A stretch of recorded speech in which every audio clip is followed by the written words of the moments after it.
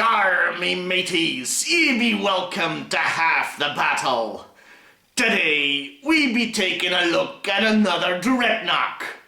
And I shan't be doing this voice much longer. It'd be a pain in the arse.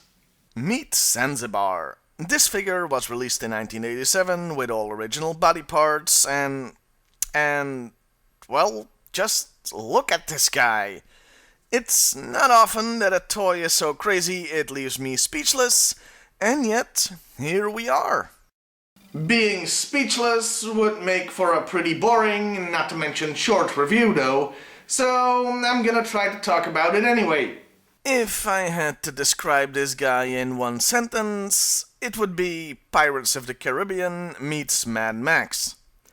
I also get a hint of World of Warcraft from his shoulder pads. I'm sure I've got a mage that used to wear those. And he also looks like a lost member of the Village People. Crap, that's 3 sentences. The figure does have a lot of great detailing, but the paint is easily rubbed off. For example, those shoulder pads used to have a silver rim. Now they're just flesh-colored. There is, of course, one feature of this toy that we can't ignore. God knows I've tried, though. There's the ponytail on top of his head. I just call it goofy and leave it at that, if not for one thing. Practically every website that talks about this figure has mentioned how sturdy and hard to pull out the hair is. This means that either a bunch of people have tried this, or just one guy did and everybody just copied what he wrote. At any rate, I'm thankful they did the research so I don't have to.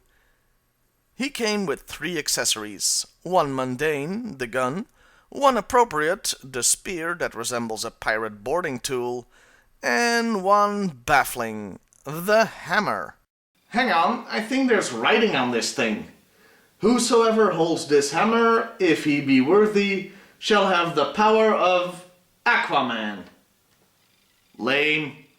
Overall, this toy is G.I. Joe in all its weirdness. You can't help but admire them going balls out crazy with this dude. And this was the only toy Zanzibar ever got in the original line. Now, that doesn't mean we're through talking about it though, since this guy was a vehicle driver. So, take a guess what this pirate-themed figure came with. A speedboat? A large boat? A submarine, maybe? No! He came with a flying vehicle, of course! I mean, that's just logical! Here we have his air skiff. Now, if you've seen the episode where I talk about the Havoc, you should know the problem I'm gonna have with this thing. The driver is completely a sitting duck, with no protection whatsoever. And Zanzibar built this thing himself, so you can't even blame clueless Cobra engineers for this one. My other problem with this thing is that it isn't a motorcycle, because the Dreadnoks, a supposed motorcycle gang, didn't actually have any motorcycle toys. No, I'm still not over that. And no, the Dreadnok cycle still doesn't count. The weird thing is, I should be more pissed off this thing isn't a boat, considering the whole pirate thing. As far as small vehicles go though, I've gotta admit it's pretty neat. And I have a bunch of them to put all the Dreadnoks in. The color scheme fits with what was decided to be the Dreadnok's color for vehicles. Green and another dull color, as can be seen on the Swampfire. There's one more irritating thing about this toy. Like I said, I've got a bunch of them, and this is the only one that's not broken and missing pieces in some way. The steering handles and the missile mounts break off very easily, while the missiles themselves are very easy to lose. If you're looking to buy one of these, make sure you inspect it thoroughly so you get a mint complete one. Since talking about just one action figure is a little bit lazy, I'll talk about one more toy Zanzibar got.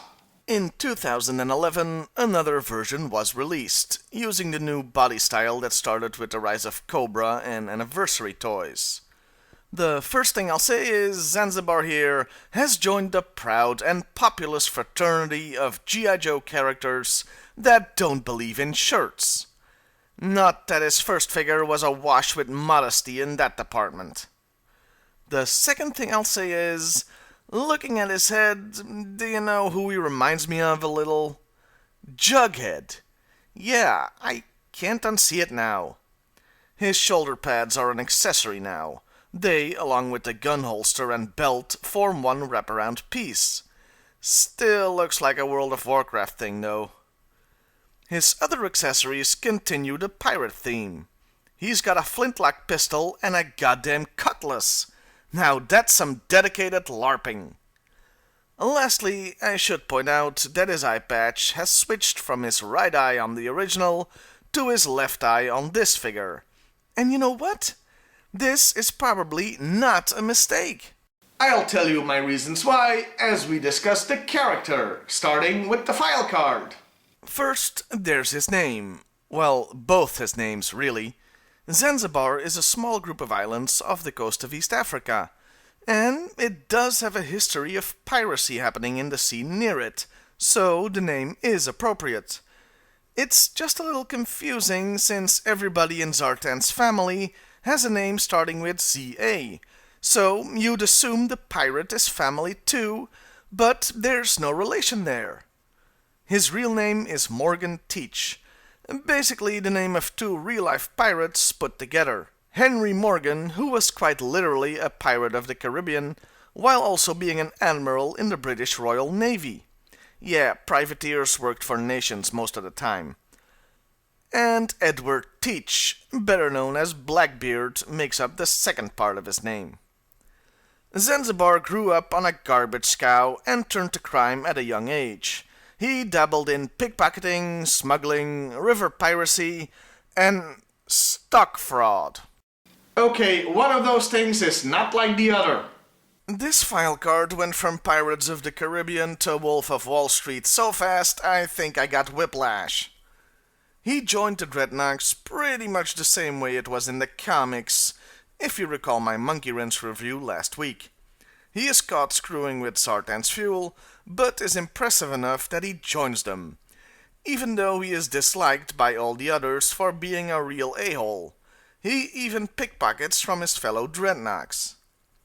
There is a second file card from a G.I. Joe convention exclusive that states he's just pretending to act like a pirate because he likes it, and Zarana suspects he doesn't even need an eye patch. So he really is a LARPer! This also explains his eye patch switching on his newer figure. Zanzibar was released in between the Sunbow and Deke cartoons, so he wasn't featured in either. He did get a small bit of animation for a toy and comic commercial featuring him, though. As far as his comic book appearances go, well, I'm afraid I can just read you the script from last week's episode again. Here it is. Let me see. Bella turned to the vampire.